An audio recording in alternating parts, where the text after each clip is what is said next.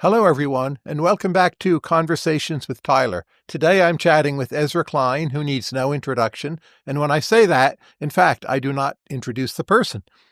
Ezra has a new book out with Derek Thompson called Abundance. This is one of the best and most important books of the year. Ezra, welcome. Always thrilled to be here, Tyler. Your last book, and indeed our last conversation, was on political polarization. Now, how do the abundance agenda and political polarization interact? It is an effort to recut the line of polarization. So you and I used to debate this. You said for a while you thought polarization was going down. Do you still think that? Do you think it has gone down? I think it is. It has more dimensions than ever before in terms of what a lot of our government does and in terms of, say, racially, how people vote. I think it's down a lot. So I think if you go, one of the things about polarization that I think makes it tricky to talk about is we say it like it is a static thing, but what you are polarized over really matters. So when I was writing a lot of the book that came out in 2020, in the cursed early quarter of 2020 before COVID bisected the tour, that was a polarization that had a number of dimensions, but I had written a lot of that book in the Obama years. And so I was thinking during a lot of it, polarization over the Supreme Court, right? Polarization over Obamacare, polarization over taxes. I mean, you remember back when we used to talk a lot about the Grover Norquist tax pledge in Washington, and that was a big thing about how the parties were so divided. Compared to then, I think now we have less policy polarization and more system level polarization. I agree with that. The debate is less over taxes. I actually think we could do more. I mean, we'll see. Like the Republicans still like tax cuts and they're going to pass a big one. But in some theoretical way, I think if you follow the intellectual currents here, we are less polarized over things like Obamacare over taxes. But the question of whether or not the system itself is legitimate, I think is highly, highly polarizing. So you don't think we'll end up with one party that's the pro-NIMBY party? No. And so this is an effort to do sort of two things compared to the other book. And Derek obviously will have his own versions of this. But one is at the end of my last book, my beloved wife, Annie Lowry, said to me, she's like, you don't really do any chin stroking in this book, right? It's all descriptive. You don't sort of say much about what you think the world should be. And that sort of rang in my head. And then the other was that I was sort of watching, in my own view, polarization just kind of get more dysfunctional. I don't think polarization about the system itself is a healthy form of polarization. And so to the extent these two things have a relationship, it's a relationship to sort of describe a different cross-cutting cleavage than what we have. I would like to see fights between people who believe in what I would call different forms of abundance politics. I say in the introduction, right, I think you have a version of this in state capacity libertarianism. You can see Jim Bithakoukas on the right with his sort of the conservative futurist, right? There are different people I feel more allied with on the right, even if we don't have all the same views. As opposed to, I think, what we are actually having, which is over legitimacy, which I think is a pretty toxic form of division. But is the abundance agenda primarily a view of elites? And insofar as it succeeds, it will succeed to the extent that politics is not directly ruled by democratic forces? I don't know that I think that's true, but it's always a little bit true, right? So in my own head, I think there are two kinds of policy and procedure overhang. One is the kind people actually want. A lot of NIMBYism is popular at the level at which it is happening. But then there's a kind that comes from drift. It doesn't end up being in the book, but I wrote a Times piece about this. I don't know if you tracked this story a while back, that there was this public toilet being built in Noe Valley in a park. I used to live near this park that was hooked up for water. And the cost estimate was $1.7 million. And they released a ribbon cutting for that. They came out to announce that they got the money from the state of California to build this $1.7 million toilet. And then my colleague Heather Knight, back then at the San Francisco Chronicle, reported on this, and people freaked out, right? They were not happy that the city had gotten $1.7 million for a toilet. They thought, why? And I went and tracked down, how does a toilet get to $1.7 million? One of the justifications from Rec and Parks and SF was, look, we've built all these other toilets that were $1.7 million, and nobody complained about that. And it's this kind of Baroque process where you have 7, 8, 9 agencies. You have all these, public comment periods, right? There are all these rules on, the grant proposal and how that goes out and what the procurement is and how do you do the bids on the contracts. Nobody asked for that, right? That's drift. That is process building on top of itself. That is nobody really having the power to say no or wanting to go through the difficulty of saying no. And so I cut that differently from some of there are places where people do not want to see an affordable housing complex built down the block. And then there are places where people would actually like to have a affordable public restroom next to the playground where their kids, who I've been through this period in life very recently, who are not fully potty trained, play. And they're not like out there hoping that we can add $1.3 million in cost by process. They just don't really know that it has happened. If the abundance agenda is to some extent an elite movement, it seems that high density, for the most part, is bad for elites. So in California, very wealthy elites, they want to move to Woodside. In Northern Virginia, they want to move to McLean. So does this mean the NIMBY part of the movement is just never going to get very far? That you can take a bunch of places, say near metro stops, and allow for somewhat denser housing, but it will stop there. So is that true, though, right? So I live in New York City now, and my sense is very wealthy elites, while they have a weekend house or vacation house, possibly in the Hamptons, they live in Manhattan in glass towers, or they've started to buy really expensive property in Brooklyn or in. But that's one state, right? The country as a whole. The elites want the ranch 2 hours from Houston. It seems they want both to me. I feel like the elites of DC live in McLean. That was true 20 years ago, and it feels less true now. I mean, you still live there, but is that really what people do when they get rich in DC now? I feel like they buy expensive DC property because DC got safer and, the food got better and all the things that everybody knows. I think that's true. They may be more likely to live north on Connecticut Avenue, but they're still not angling for that to be much denser. Quite the contrary. That might be right. I mean, look, I think that people, when they get rich, want space. And so to the extent that density makes it harder to have space, I think people are going to, at a certain level of wealth, probably have both a place in the city and a place a bit outside the city. What's the argument against the abundance agenda that most genuinely troubles you? That it doesn't, that I will admit this myself, that it does not know what to do about the question of voice.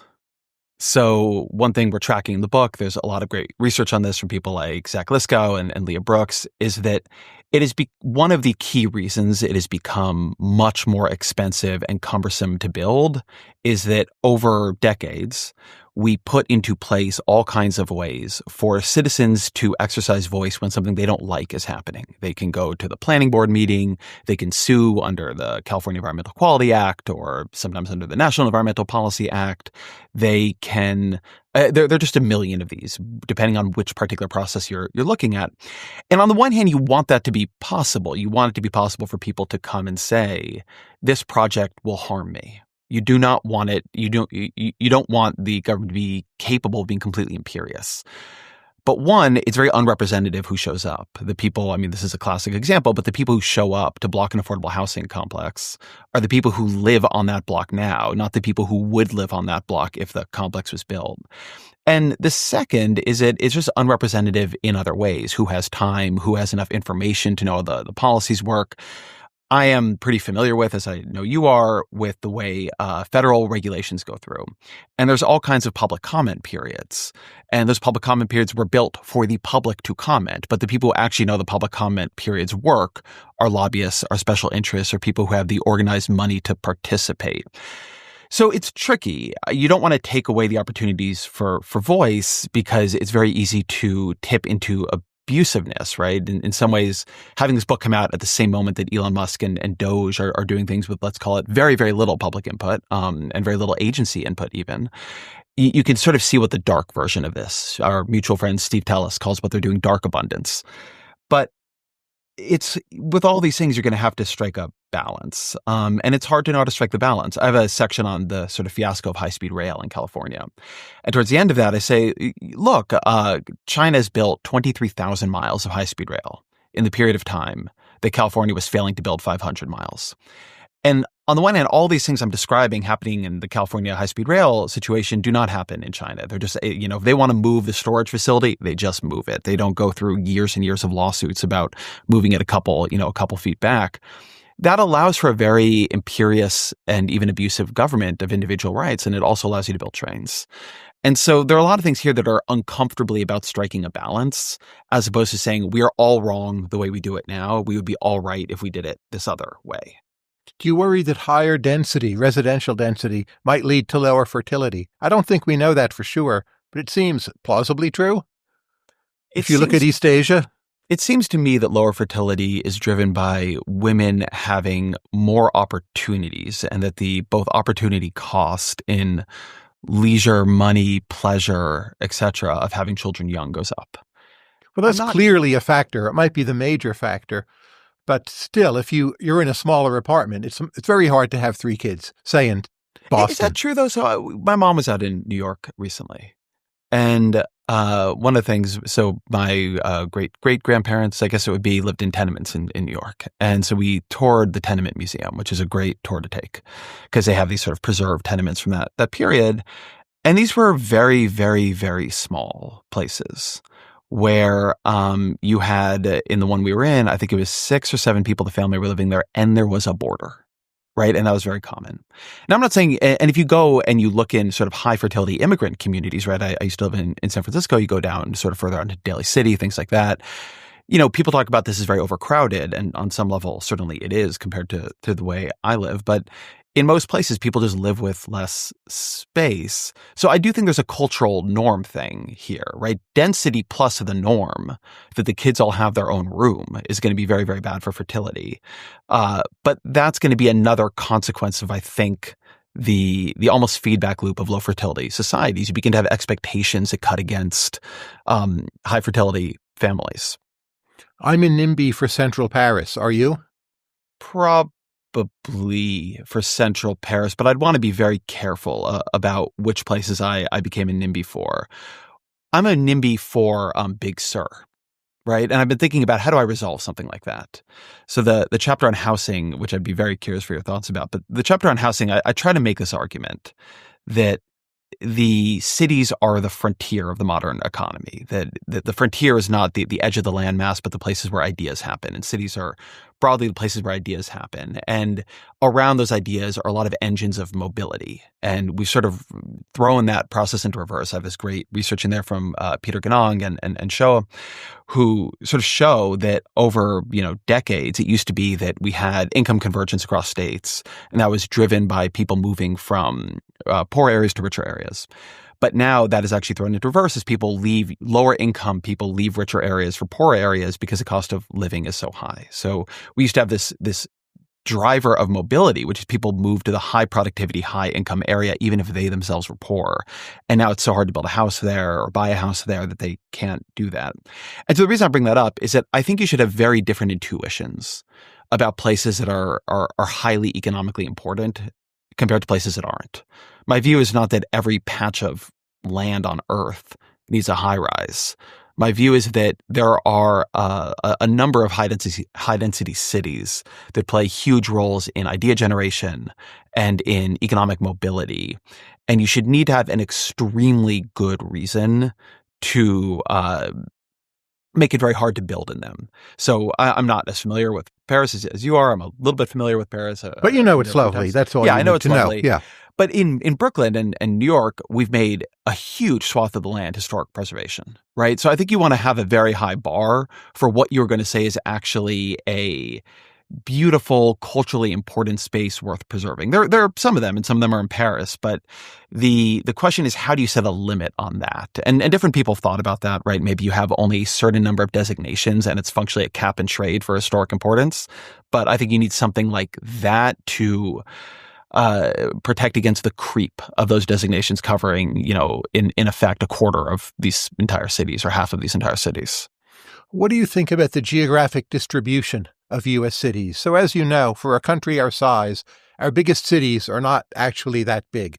And we have a Nashville and we have an Austin and now there's a Chattanooga. Are the gains from that potentially high enough that it's okay to thwart more activity in or near New York City, in or near the Bay Area? And the geographic diversification of American intellectual and business life seems quite important to me. I agree it seems important. It does not seem to me that our policy to force that into happening is all that good. I don't really know why. I think I probably am a little more skeptical on you on how well that dispersion is working. I think it is remarkable that New York does not have one significant AI company. Just remarkable. It doesn't even really have one significant tech company. The power of these agglomerations is so overwhelming and so sticky that I think you want to be very skeptical of the idea that if you begin to gate one of them, you will have constructive and productive spillover to just some other nearby secondary city. I love the secondary cities, but I don't think that's how you improve them. But if we think about like our top three universities, say Harvard, MIT, Stanford, they're incredibly gated, right? They take very small numbers of people. They generate ideas at a world-beating pace. Nowhere in the world comes close to them. Doesn't that mean if you have good selection, the price is super high, gating can be just fine, and people are free to go to plenty of other schools? They are, but would they be better? Would Harvard be better or worse if it were twice as big? I think it would be better. I mean, I'm not sure what the limit on that is. There is some limit, but I don't think they're exactly where they should be. And I also think the question of universities is a little bit different because you do have this very early forcing mechanism, which is kids apply, they have to go somewhere. And if they can't go to Harvard, they're going to pick the next one down. Whereas with a lot of what we're seeing in the cities, what happens is that people live in far-flung ways, further out from the city. You spend an hour and a half in traffic every day, right? It's not that having applied to have your job in San Francisco and been rejected, your second best is Reno. You might live, an hour and a half out, and that might be a pretty hard life for you. I think this is something that a lot of measures of affordability miss. Annie has written great pieces about this for The Atlantic. She calls it the wrong apartment problem, that you can run a measure of housing affordability and find people who do not actually look that rent burdened, but in practice, they're living 97 minutes away from the place they would like to live in order to be able to afford the home. And I think we should see that as a pretty big public policy failure. Here's a question from a reader, and I'm paraphrasing.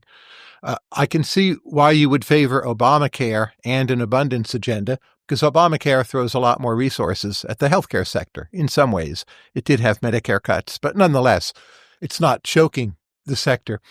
But if you favor an abundance agenda, can you then possibly favor single-payer health insurance through the government, which does tend to choke resources and stifle innovation? I think it'd depend on how you did the single payer healthcare. So one, I think and here we should talk about because it's referenced glancingly in the book in a place where you and I differ, but the supervillain view, right, that I hold in your view, which is that you should negotiate drug prices.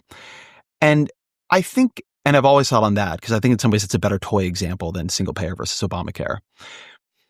I think you want to take the amount of innovation you're getting very, very, very seriously. And so I've written pieces about this, that I think if you're going to do Medicare drug pricing at any kind of significant level, you want to be pairing that with a pretty significant agenda to make drug discovery much easier, to make testing much easier, right? A huge number of the choke points that make it hard to discover new pharmaceuticals is not that if you could do it, you can't make money off of it. It's that it is very, very, very, very cumbersome to take flyers on these drugs. Like we could have had the GLP-1s decades ago, but there are a lot of reasons within the system that, it would have been costly to try that out. Heidi Williams, who we both know, has some very, I think, good ideas for doing this. I think a huge failure of the way we talk about health care, what we call healthcare reform, is it's always health insurance reform. And we are extremely focused on the question of, can somebody go in and afford the hospital bill, which is good. I want them to be able to afford the hospital bill, and not what is that hospital actually providing to them, and what is it that we can put in place in the system at sort of every level to make sure the pace of drug discovery, to make sure the pace of drug advancements is going really well. We spend some time in one of the chapters Derek wrote on the story of Operation Warp Speed. And I always find two things really remarkable about that story. One is that they really did quite a bit under Donald Trump, and it's very unfortunate, I think, that this both policy and structure of policy got disowned afterwards. But they did quite a bit to speed the ability to not just bring these things to research and to market, but the government was very active in there, trying to figure out how to make sure supply constraints and secondary items like vials, because the vials need to be refrigerated and so on, that it wouldn't retard the rollout. And so the government there was acting in many ways as what Derek called a bottleneck detective. Months later, I was talking to some of the people who are working on trying to create pan-coronavirus vaccines. And this doesn't seem to have panned out. And I don't know if it didn't pan out exactly because they weren't able to figure it out or because of what I'm about to say, but they just described, and this was still when COVID was very, very live in people's minds. Here are these people working on a vaccine that could have genuinely ended the threat. And they described spending so much of their time, among other things, sourcing monkeys because they just could not find the monkeys they needed to test the vaccines on. So to me, so that was one side of it. I thought the government was doing a good job on that with Operation Warp Speed. And then when it came out, because the government had done a lot for it, there was a very strong equity component in it. When that came out, it was not that the richest people were the only ones who could get COVID vaccines. I mean, if you were wealthy and connected, it was a bit easier for you. But the cost of that vaccine at the beginning was zero. And it was zero for everybody in America. And people could go and they could get it at CVS. I mean, we really did pair a aggressive supply side policy with an aggressive demand side policy. And I don't think we do that enough. And in my critique, at least of my side of this, I think liberalism doesn't do this enough. It will often ask, how can we make it so people can afford something, but not how can we make sure there is enough of the thing? And also, how can we make sure there is value in the thing that right now there isn't because we haven't done sufficient innovations? So the question of single payer and the system, it's like, well, did you radically increase the number of medical residency slots, right? What kinds of things are you doing inside the innovation system and inside the way we bring devices and drugs to market? And then, the point I think that you're making or that your reader is making, if you drive the price of things too far down, you are going to create shortages of them and you are going to reduce the incentives to innovate in the future. And you have to be very thoughtful and careful about that. But that's not an accident. If you look at the pure single-payer systems, Canada or the UK, they're very fiscally strapped. They grossly underinvest. Most of the incentives are to stint and drive down prices and not actually want to see too much innovation. In Canada, they even send a lot of people to their deaths under possibly dubious circumstances, which is a pretty radical place to end up in. So why trust these systems to fine-tune where the incentives ought to be when they're just basically fiscally, if not quite broke, badly ailing? My view has always been that you want a floor, not a ceiling on your system. So I've never actually been a supporter of... People often mean different things when they say single-payer systems, but when we're really talking about something like Canada or the NHS, that's never been the structure I would move towards. I much prefer the kind of system you see in a place like France, where what you have is a significant healthcare, like a basic provision floor, and a huge amount of the value of healthcare comes out of basic healthcare. And then you have supplementary insurance, which you can buy on the open market, and people do, or if you can't afford it, there are subsidized versions of it. And so you have a kind of what I used to describe as a floor without a ceiling. And so I prefer multi-payer systems. I do want things provided universally at a basic level. And then I do think for some people who can't afford above that, there should be public provision of it. I think you want to be very, very careful about not having any exit from either the government pricing regime or the structure of government insurance, because there are things that come into the system that it's hard to know how to ration them. It's hard to know how to provide them. And you do want to make sure there is sufficient incentive to develop them. What if someone said a true abundance agenda? And of course, this could never happen, but it's basically to zero out Medicare and Medicaid, which is a lot of money, right? And spend all of that on science and birth subsidies and Social Security, for that matter. Why isn't that the true abundance agenda? So the true abundance agenda would be to zero out Medicare, Medicaid. And Christian Scientists, they still have decent life expectancy, right? People would have maybe higher Social Security. They could still buy health care. We'd have many more people. It'd be a much younger society, more dynamic society. Scientific advances would mean we'd cure many more diseases, forms of cancer. People would probably live longer. Why not do that?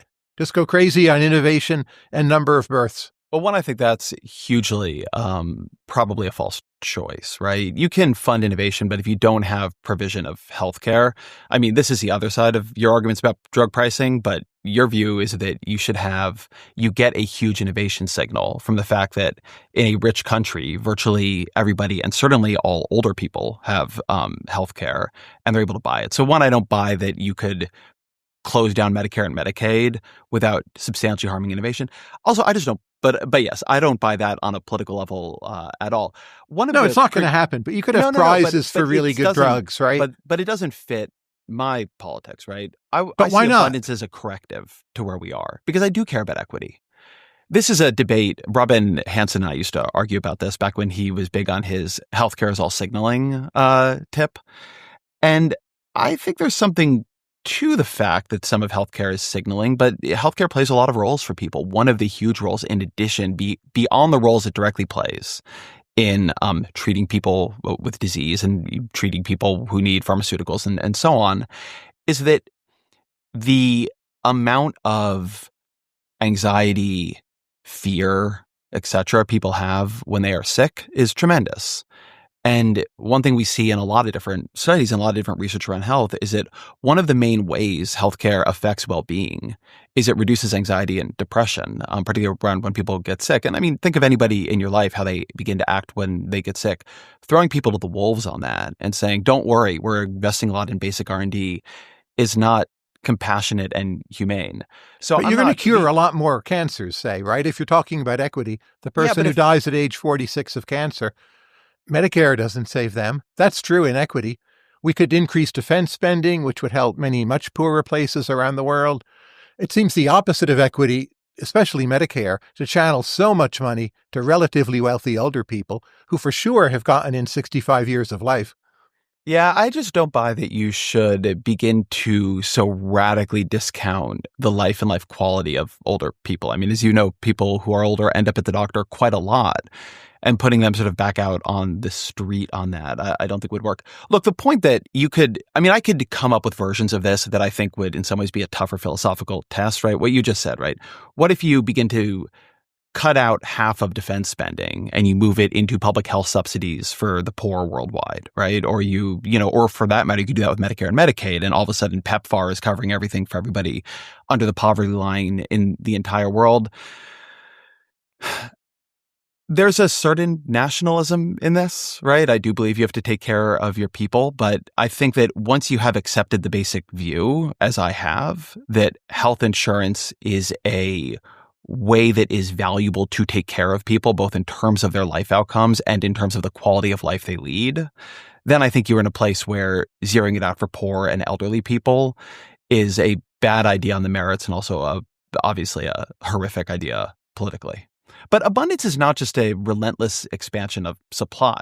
I do want to say that because you can push anything. One of the critiques I'm getting on the left is funnily the opposite of the critique that you're, or at least a thought experiment you're offering, which is, here come Ezra and Derek saying all that matters is how many solar panels we build and how many drugs we invent and, how many trains we build. And, what about, the child tax credit? What about childcare for everyone? And the theory here is not meant to replace every other argument in American or, for that matter, global politics. It doesn't say you don't need to think about child tax credits, which I intensely support. It doesn't mean you don't have to think about the provision of health insurance. It doesn't mean you don't have to think about the provision of public education. There are a certain set of problems that have become very binding on a certain set of policy things that people who believe what I believe about the world should care about. I mean, I'm a Californian. I lived in California for much of the writing of this book. California is a place deranged by supply constraints. And the fact that it is deranged by supply constraints, by the inability to build high-speed rail, by the inability to build homes, by the inability to build clean energy at anything like the pace needed to reach the goals California itself has set for itself, should be seen as a real problem. It doesn't mean it replaces the problem or completely moves it out of anything on the demand side or the subsidy side of the system, but it is a thing that if you are a liberal, I think, who wants to be honest about the problems of liberal governance, you have to confront. But with all the talk of supply constraints, shouldn't you, of all people, be obsessed with fertility decline? It makes everything unaffordable. It limits market size. Okay, so then we need to take money from somewhere and spend it on birth subsidies. I'm saying take it from Medicare. Do you think birth subsidies work? We don't know. I think we need to try them more and more extreme. I am extremely open to birth subsidies. The question of where you should take them from in the budget is an interesting one, but I'm extremely open to birth subsidies. I think people should be paid for being parents. Part of why people do not have children earlier is that it's a huge, and particularly for women, a huge financial penalty that is lifelong. I am not sure we know though, whether or not there's a birth subsidy at a level that is politically in any way viable that actually works. I would love to see any country in the world pass some non-authoritarian, like non-Romanian, decades ago policy that seemed to have an effect on birth rates. I do think I both think we are going to have severe political problems as societies shrink. And in my own sort of moral framework, I think the continuation of human experience is a beautiful and important thing in the way it has just been absorbed into a kind of liberal expressive individualism, right? I hear people talk about it as if it's like a good that is akin to whether or not they should take an international trip, right? What are the cost benefits? I think that's mistaken. So I'm pro trying to think about fertility. I just have not seen any policies that work. But the more uncertain we are about birth subsidies, and I agree that's the correct view, doesn't that mean we should all the more commit to some kind of revival of cultural conservatism on matters of family? That there's an asymmetric pairing, families should sort of be expected to have 3 or 4 children, and that's the alternative. And yes, we should try subsidies, but the more uncertain we are, we've just got to go, the Ross Douthat route. I think he has 5 kids now. Good for him. I think it would. So I don't think this is wrong. I just don't think it's doable. I listened to a fascinating interview between Barry Weiss and Louise Perry recently. It was a Valentine's Day interview on Barry's podcast, Honestly.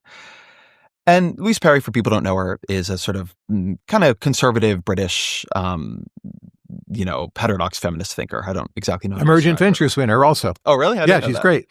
So she was sort of saying towards the end, as Barry was pushing her on solutions, because she's making some points.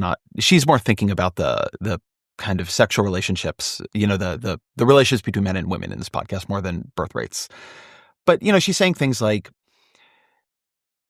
birth control, at least a pill, it's not that it should be banned. It should only be available for married women. That it is good for married women to be able to space out children, but we should not take so much of the weight and the stakes and the incentive to marry off of the singles dating market. Now, it's obviously not my view, but I think it gets to what I don't think is going to work in the view you're describing here, which is when society and technology have changed so much, when you have things like the pill, when you have the opportunities we now have for people to live lives of real sort of expressionism, of sort of like building their identity around work, which we train people to do from a very early age. I don't know that there is a way to insert an ethic, a kind of cultural application of shaming or, remoralization around this that will substantially change behavior. If there was, I think some society already would have done it effectively. Now, Ross, right, and sort of the societies I think we would talk about here, that's coming from religion. It's not coming from just cultural conservatism. It's coming from religion. And religion is very, very, very powerful, but I don't know how we re-religionize people, right? Getting people to actually believe is different than telling them in an abstract way that, birth outcomes are better and sort of society is more cohesive in Utah, where the influence of the Church of Latter-day Saints is still very strong. So I actually think the sort of idea that we should just move back to a more shaming cultural conservatism has functionally all the same problems of the idea, which is like we should just have more pronatal policy, which is it just doesn't appear to work. Lots of places try it and it doesn't work. Hungary is not a huge birth success story right now, nor is Russia. So there are places that still have more of this view or have tried to reinsert it and they don't work. Israel is a little bit of a more interesting case from this perspective. But when you are there, people do to some degree what they see around them. And the influence of the Haredi families, of the sort of ultra-Orthodox families, which are huge, is everywhere. I was just in Israel, I guess not now just, but back in June. And I mean, there's obviously a lot happening that you could notice, but you really could feel the difference of being in a high fertility society there, where I'd had this interaction with somebody at the park, Prospect Park, before I had gone to Israel, and he had 4 kids with him. And we were just been chatting, and I must have said something that made him think a little bit. Like I was asking, like, what are you doing here with 4 kids? Because he's like, oh, they're all. I'd asked if they're all his because they sort of look different. I thought it might be a group of kids. He's like, oh yeah, but he was sort of explaining it away. He's like, well, we'd only meant to have 3, and then we had twins. In Israel, nobody's explaining away why they have 4 kids. Tons of people have 4 kids. Tons of people have 6 kids. Tons of people have 8 kids. So you have a society there that there is an anchor weight of just what is normal being placed by the fact that there is still a huge conservative religious community. But I think just sort of doing the thing I think J.D. Vance was trying to do when he was like scolding childless cat ladies, that doesn't appear to work. But at the macro level, it can work, right? If enough things change over enough time, keep in mind, if this doesn't happen culturally, it will happen through replacement. So it happens one way or the other. I mean, that might happen. So one favors one version of it, no matter what. It could or it couldn't, right? Or, as I understand there's a view that, well, if you have liberal secular societies begin to shrink, eventually it's just going to be the Amish will take over the world. Maybe as the Amish society grows, they will be impinged upon by all the pressures that hit all these other societies. And within a couple generations, their birth rates will fall very rapidly. I wouldn't be surprised by that at all, would you? It may not be the Amish, but whichever are the remnants of high birth rate cultures, it seems to me they will dominate. Maybe it's Niger, right? In Sahelian Africa. Yeah, but my understanding of the research on this is that while the numbers are higher in obviously sub-Saharan Africa, the fertility numbers are higher, they're also on a downward trend. It seems to be a downward trend everywhere, which would make sense because you have a universal technological shock to fertility. And the richer people get, the more of that shock there is. So I guess I am Keep in mind, though, before the pandemic, U.S. was above replacement rate. It doesn't seem so utopian to think we could get back to 2.2, 2.3. I'm of the view that I have two kind of contrasting views here. On the one hand, I am of the view that it seems likely that as societies shrink, they will figure out a cultural answer, paired with policy answers, so people can actually have the lives that they say they want to have, which is lives where they marry and have 2 to 3 kids. I do think I think the evidence is pretty good that the pressure there has to be on marrying younger, right? I think you've probably seen the charts that have been going around. I think they're from the FT, but basically if people were marrying younger, the difference here is really about whether or not you get married, right? The sort of piece of leverage is on marriage. People are much more, unlikely, correctly, to have children outside the context of a highly committed, stable relationship. It's very, very hard to have children as a single parent. People do it, obviously, but that's going to be one of the main ingredients of fertility falling, because it's just an incredibly, incredibly difficult thing to do. So there's that. It seems to me that you should be able to, practically, if you began to reorient the kind of cultural and policy machinery of society, to bring up the birth rate by 0.4, right? That can't be that hard. And then you ask yourself, why doesn't anybody seem able to do it? I mean, to the extent I'm pessimistic about both the ability to use policy here and pessimistic about the ability of culture to act in an organized fashion, right? People have chosen to change the culture and the culture had a downstream change, is because I think that some of the societies in, Asia and other places that have entered into very rapid shrinkage and have treated it as a problem, one of them would have figured something out by now. Now, maybe it just hasn't been long enough, and South Korea is going to execute an amazing turnaround of this. But what I'm observing in South Korea, and frankly, what I feel like I'm observing even a little bit in America, is that gender relations worsen as this happens, right? It's not like it brings everybody together to sort of deal with this problem and think about how we can have the families we want to have and so on. Actually creates enmity, it creates scarcity, and those are very, very poor political conditions for what is both a cultural and policy project based on a kind of cross-gender cohesion and long-term planning. So it seems like it should be possible, but I mean, look, you look at this as much or more than I do. I feel like you're sounding more optimistic than I suspect you really are. Or if you are not, then what is your answer for why no one has done it successfully yet? I genuinely don't know. I fear it's as with negative emotional contagion, another topic we've discussed offline, that once you get on it, it's hard to reverse, but it's in fact not impossible to reverse. And there are periodic historical reversals in both directions. And at some point we'll see another one.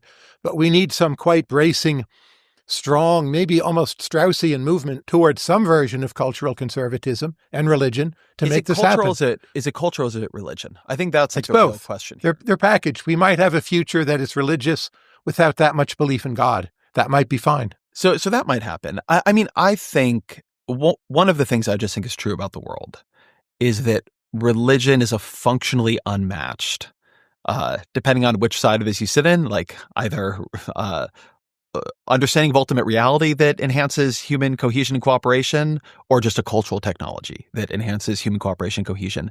And as religion weakens, belief itself weakens. And you obviously had Ross on, and I thought that was a fantastic conversation.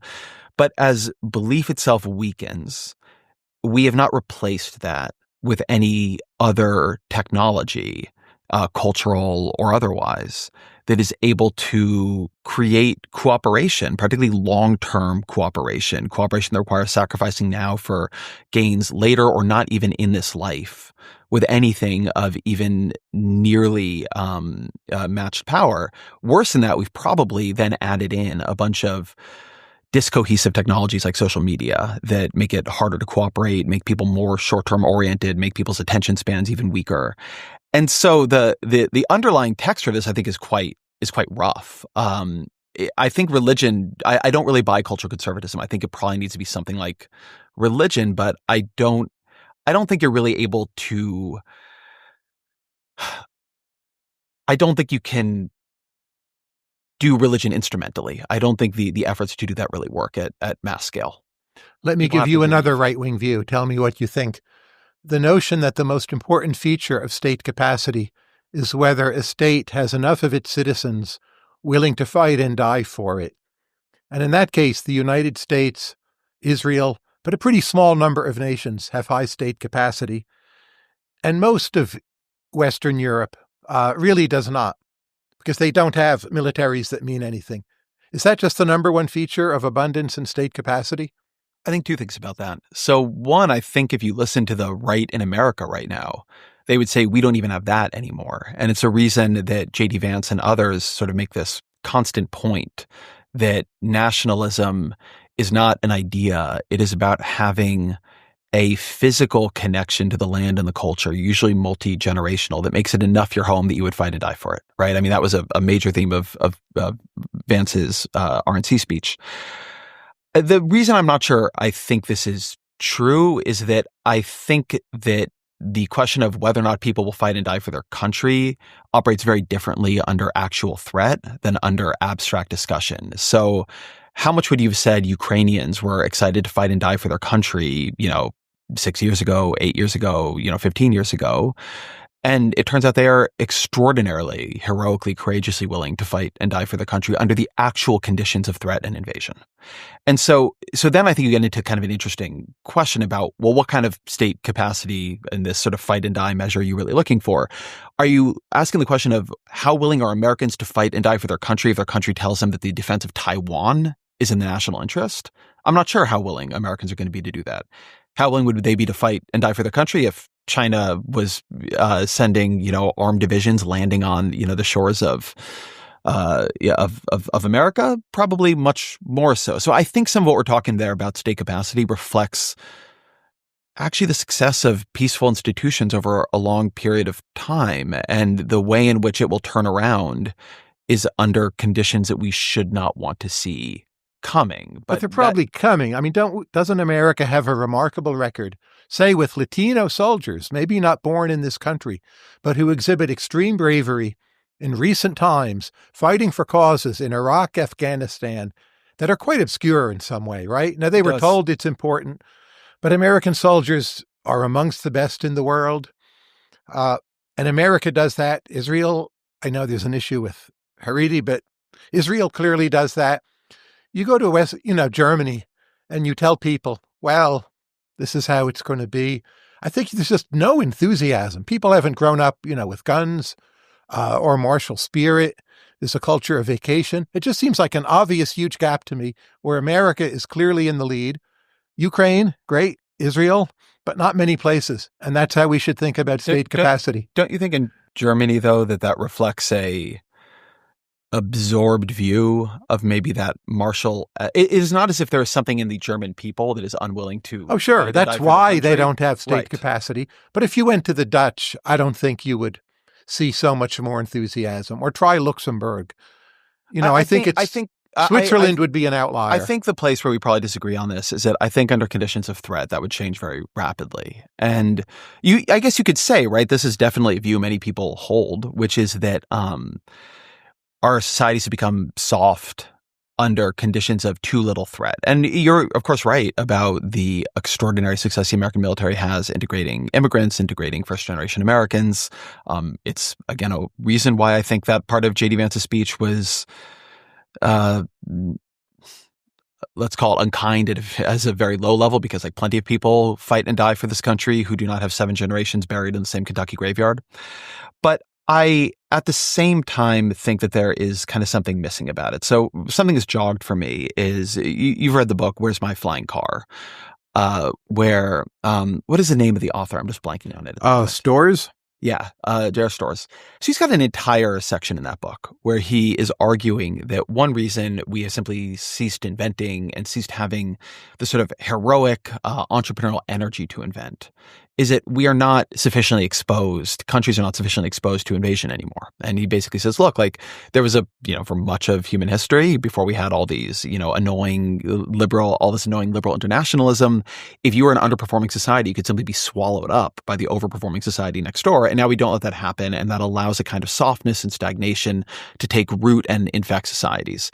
And I just think if that were true, among other things, America would not be as dynamic a society as it is, because we are much less exposed to invasion. Whereas a lot of societies that exist under that kind of martial threat, and for that reason have ended up with very martial cultures, at least for long periods of time, don't seem to have that dynamism, right? I don't think we would look at a bunch of the countries in Africa that have been fighting wars for some decades now, on and off, and say, wow, that's amazing state capacity there.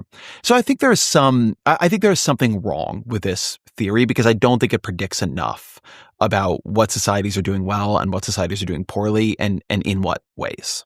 What should the U.S. federal government, do to prepare for AGI? We should just lay off people, right? I would not say it that way. I wouldn't say just lay off people. I think that's not just, but step one. I wouldn't. I mean, do you think that's step one? Do you buy this Doge's preparation for AGI? I think maybe a fifth of them think that. Maybe it's step 2 or step 3, but it's a pretty early step, right? I think that the question of AI, of AGI in the federal government, in anywhere, and this is one reason I've not bought this argument about Doge, is you have to ask, well, what is this AI or AGI doing? What is its value function? What prompt have you given it? What have you asked it to execute across the government, and how, right? Alignment, which we have primarily talked about in terms of whether or not the AI, the superintelligence, makes us all into paper clips, is a constant question of just, near-term systems as well. And I think the question of how should we prepare for AGI or for AI in the federal government, so first has to do with deciding what we would like the AI or the AGI to do. That could be different things in different areas. My sense, from talking to a bunch of people in the companies, has sort of helped me conceptualize this better, is that the first thing I would do is sort of begin to ask, what do I think the opportunities of AI are scientifically and in terms of different kinds of discoveries? So let's take drug development. I am pretty convinced that within the next 5 to 10 years, that the set of tools we are developing using AI, not all of it AGI, some of it are narrow systems like the AlphaFold system, should get us to the place where the systems are developing much higher probability, molecules with a much higher probability of actually making it through trial and doing something beneficial in the human body. I think we are getting better sort of models of different parts of the human body, right? ARC is trying to create a cell model right now. And I think this is going to work. So then I think you need to actually ask, how do you prepare other parts of the system to absorb what in theory will be a rapid increase in valuable candidates? Yeah, so more bureaucrats for the FDA if we need them. So maybe even though AI could evaluate those drugs. But a lot of government, we could just But also lay you need to people do off. you'll also need to make it much, much easier to get rats, monkeys, and human beings for testing, right? That would be another piece of it. It's actually extremely difficult right now.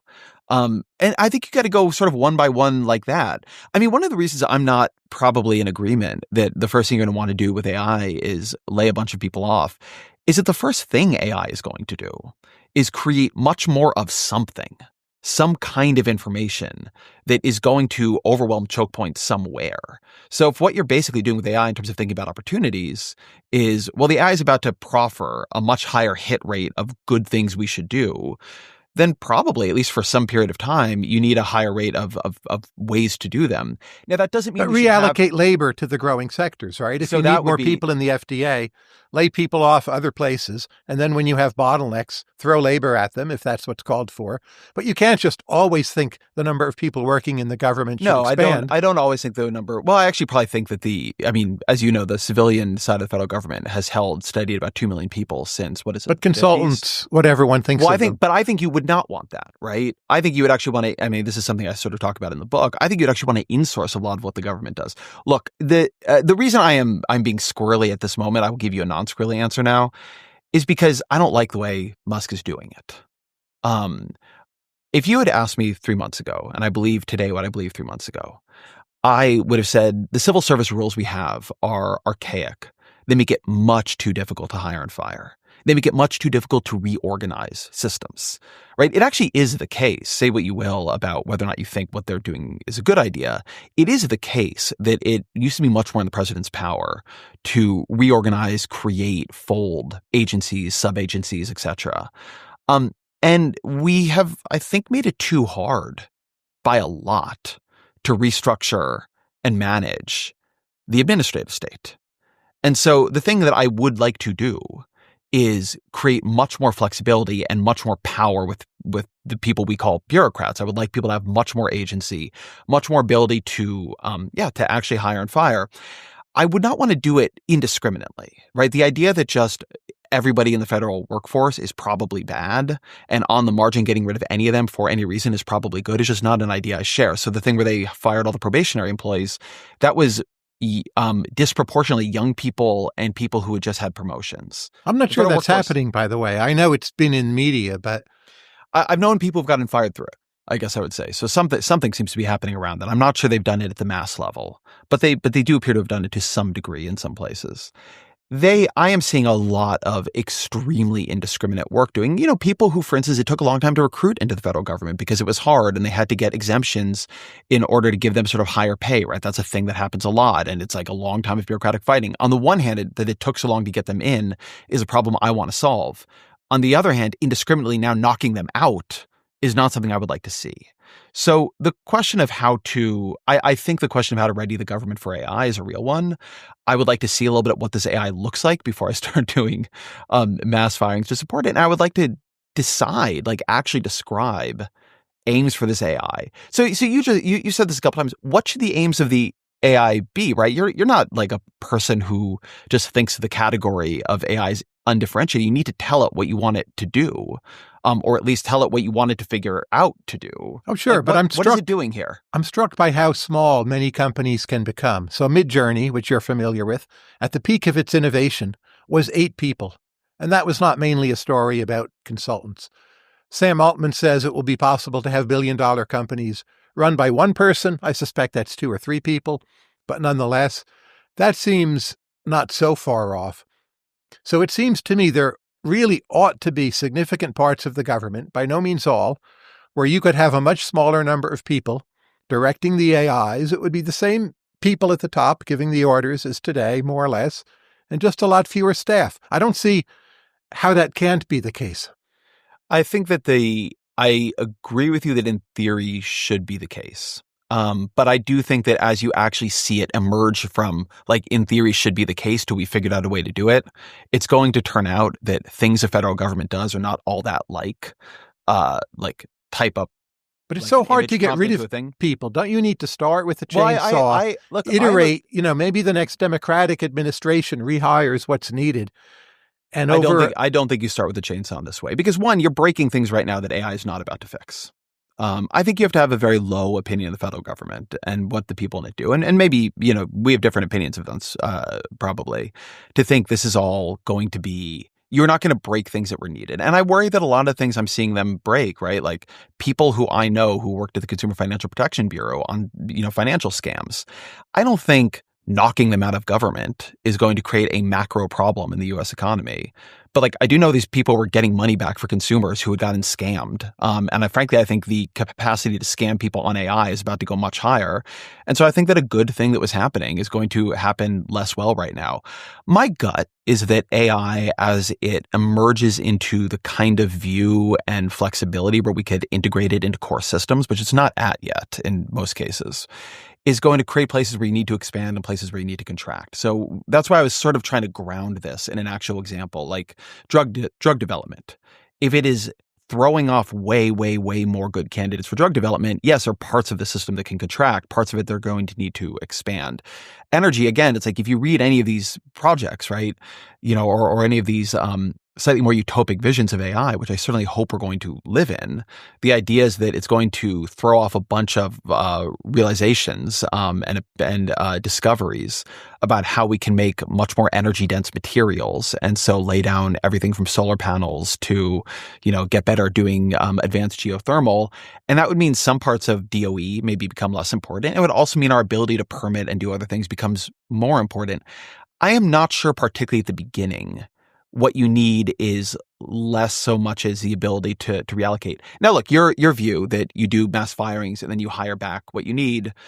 I mean, I guess I understand where you're coming from on that, but I want to see the thing we are doing the firings for working first, not fire people and hope that Sam Altman's view of billion-dollar companies with 3 people is actually going to work at the Social Security Administration in the year of our Lord 2027. But you know full well Steve Tellis's work on kludgeocracy, right? Mm-hmm. We have at least 50 years of the kludges just accumulating. Everyone in government knows about this. It's not some secret. Various administrations have tried to address it. Al Gore did a bit. That was fine, but it didn't really stop it. So I don't see that there's any other recipe besides quite a bit of disruption. Again, there'll be future administrations to sort it out. Like the New Deal agencies, they weren't so great to begin with. They didn't have experience or data or staffing. But over time, pieces fell into place. And maybe the options are just more and more Steve Tellis kludgeocracy. Or we take some chances today and do some things that actually hurt, right? And then over an 8 to 12 year period, sort it out with AI and most of all with future administrations. I don't really see what the alternative is. Well, I mean, I think there are 2 questions here. Let's say there's a good version of this and a bad version of this, and I'll sort of outline the way I see both. Let me start with a good version of this. If I was saying sort of what I hope the story of this period will ultimately be, like I have to sort of describe it as like thesis, antithesis, and synthesis, which I think is a little bit of what you're saying. My critique of Democrats is they became culturally process and bureaucracy obsessed. They saw like the state, and inside their own agencies, inside things they in theory run, they were anything a lawyer said you had to take as holy writ, right? No matter how off the wall or stringent the interpretation of what was clearly a looser original statute was, it was careful. Every process had to be followed to a T. And Democrats, in theory, the party of government, cannot run government effectively because for some of the reasons you just described and some of the reasons I just described. So then in comes Donald Trump and Elon Musk. And if they have proven anything, it is that a lot of the things that previous administrations, by the way, Democratic and Republican, treated as inviolable were just not. They weren't real. They were norms, not rules. Norms, not laws. It is clear that some of the firings are illegal. Clearly not all of them. It is clear that some of the withholding of money is illegal. My gut is, having seen the 5-4 decision the other day at the Supreme Court, which went against the Trump administration, but it was a 5-4 decision. It's not going to be all of it. There is a lesson that is being taught here by Musk, which I think liberals have to look at very uncomfortably, which is that things that they treated as facts of the system that could not be in any way altered and then used as excuses for low-performing government services, for genuinely, probably what Elon Musk is calling waste and what I would call waste are not the same thing, but there is what I would think of as a lot of waste. They allowed a civil service system to emerge and evolve that everybody knows is crazy. Everybody knows it's crazy. And so here comes Musk and Trump antithesis, right? I don't think they're trying to make things work. I don't think it is zero-based budgeting. I don't think they're holding things to a standard. I think they have cut off huge amounts of life-saving work. I think they are creating a lot of risk in parts of the system that could really blow up. I think what they want is control, not a working government. No, I'm not defending what they are doing. I'm not saying I think you're a little, at least I think on the margin. Some parts of the approach are necessary. It's not even clear to me what they're doing. I think it's not always clear to them. And then my hope is that the next administration, if this all doesn't blow up in our faces in a truly terrible way, is able to do synthesis, right? Which is to not try to destroy the federal government, but to take the lesson of Doge seriously. That a lot of what liberals, a lot of what the establishment was treating as it just has to be this way. These are the rules. These are the processes. There's nothing to be done about it. No, it actually seems you can do quite a lot of it. I mean, I've thought a lot about the payment systems and the Treasury privacy data and how many social insurance programs worked poorly because they couldn't get any access to that data. Like I've heard about this a lot in the design of systems beforehand. And this turned out to not be the case. Like you could get access to the data if you really wanted it. There's no reason we needed to have the software procurement systems that led to healthcare.gov. We just didn't. And it is true that then over time, this has adapted somewhat in that area. USGS, US Digital Service, and 18F were significant there, and they've sort of destroyed them. But there was a lot you could do. So that I think is the good version where what we've had is a kind of fire, and it'll do things that I am very unhappy about. But it will also open the way to something that is not as relentlessly and illogically as bureaucratized as the way government was run under, say, the Biden administration, and is not as destructive and corrupted as what we're seeing under Trump and Musk. I think the bad version of there's no choice, but we have to come in and do something like this is that they actually don't know what they're doing. This isn't zero-based budgeting. They don't know who they're firing. They don't really know what the people do, right? They've not evaluated things on a cost-benefit scale. They're trying to use loopholes. And it does turn out that the system manages a lot of risk. And, most of the risk it manages in any given year, it's going to be fine if you don't have anybody there managing it. But when then things do go wrong, when you do roll snake eyes, and you always do eventually, it's going to turn out we really needed some of this, right? And you see them kind of freaking out about this on the daily, basically, right? They go fire all these people who are on nuclear safety and don't even realize they've done it, and then are desperately trying to get back in touch with them to come back so we don't have huge problems in the nuclear system. Or, Musk saying that he didn't mean to turn off all the payments on the sort of Ebola work, but it turns out they did, and then saying that he turned them back on. And in fact, you talk to people on the ground there and he didn't. So I'm worried about risk exploding, which is why I wouldn't have wanted to see it done this way. But I think that people who are in my position, and I think people who care about effective government, really need to look with some anger and shame about the way in which the people who believe in government basically gave up on government reform and left that to this kind of process. If we think steady state, when I look at the private sector, it seems to me large foundations, charitable foundations, they're not better run than smaller ones on average.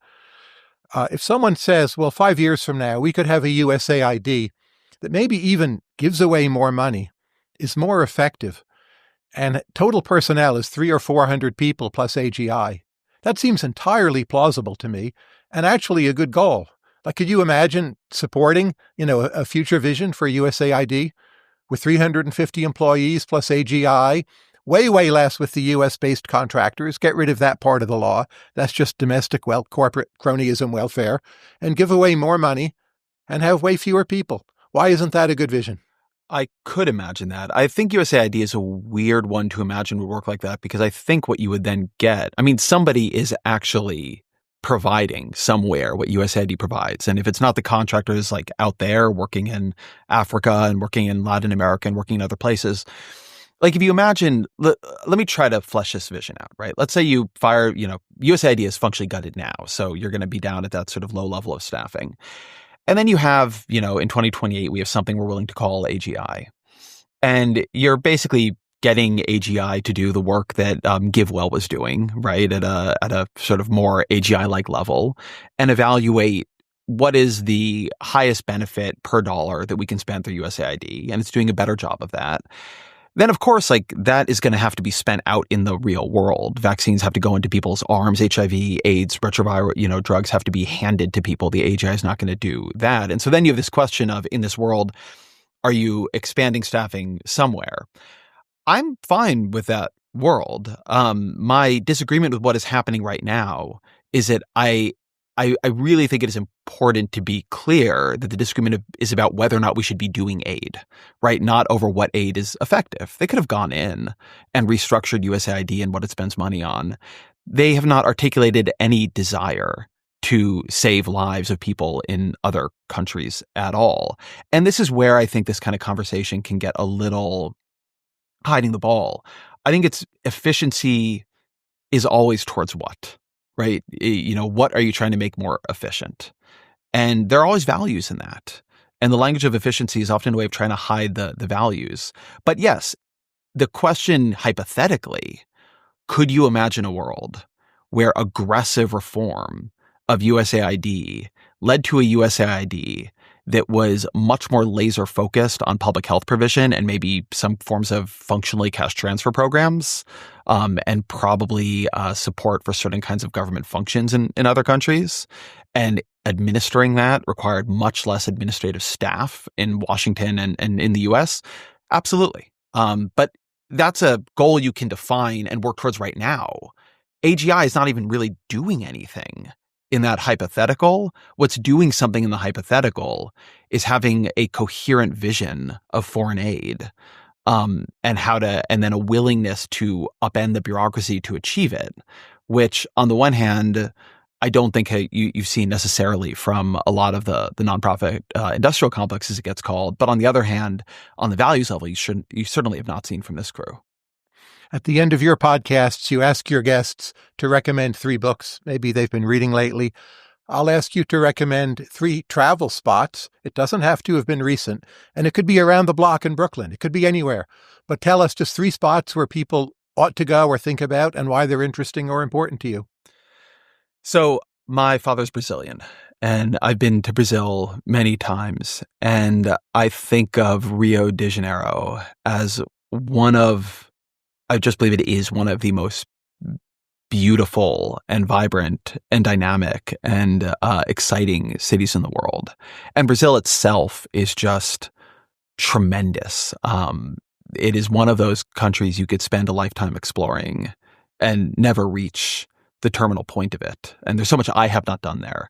So Brazil just itself, to me, you could pick all kinds of places, start with Rio, but try to travel out of Rio. Go to some of the sort of spots where Brazilians, vacation in the summer. There's a place that I went with my father to a conference when I was young called Barra do Saí, which, it's kind of an island. You can see your feet in the water. I was young, so I'm not sure how great my impressions of it, how accurate my impressions of it are, but it sits in my head like a kind of Shangri-La. Like I love it. And I've had a lot of experiences in Brazil like that. That's one. I love Berlin as a city. Now, partially this is because I'm into electronic music, and it's a city that takes electronic music incredibly seriously. And so you have just this remarkable mixture of nightlife that I find really, really exciting and really vibrant. It's just a fun city to walk around. It has great museums. It has great food. People are friendly. There are a lot of immigrants, right? There's a lot to see, and there's sort of a thing to experience there that I just like. So I'm not sure it'd be exactly true for everybody, although I think probably even people with radically different tastes in mind would find a lot to love in Berlin. But if you have my specific tastes, Berlin is just an extraordinary place to go. I spent a week there last year. And if I could, I think I would spend it's a couple weeks there every year. It's one of the places, Mexico City being the other, where I've landed and spent some time and just immediately had the view, I could live here, right? I could just do this. It would be wonderful. I'm just a huge fan of American second cities, and I travel a lot around music. And so I guess one of the others, I go to a lot of music festivals in small places, not all electronic. One of my favorites is one called Big Ears in Knoxville, and it's a lot of folk music. It's a lot of experimental music, but Knoxville is just a great place and a great city. And again, the food is great. I think in general at this point, the food in places like Knoxville, like all kinds of smaller cities, are just better than in the really big cities because so many people have been costed out. Like San Francisco's food just isn't good anymore. It's like not a good food city, hasn't been for some time. It was one of the most disappointing things to me about living there. California cuisine used to be so vibrant, but I think now isn't. And it's just because we've pushed the people who could make it out, like the labor costs are too high, et cetera. So I think actually just traveling around America itself is, as you would say, underrated. And as somebody who tends to like urban travel, that's part of it. I guess I did 3 there, so I shouldn't keep going. 4 if you count Mexico City. A plug again for the book, Abundance by Ezra Klein and Derek Thompson. Wonderful book. I recommend it to everyone. Ezra, thank you very much. Thank you, Tyler. Really enjoyed it.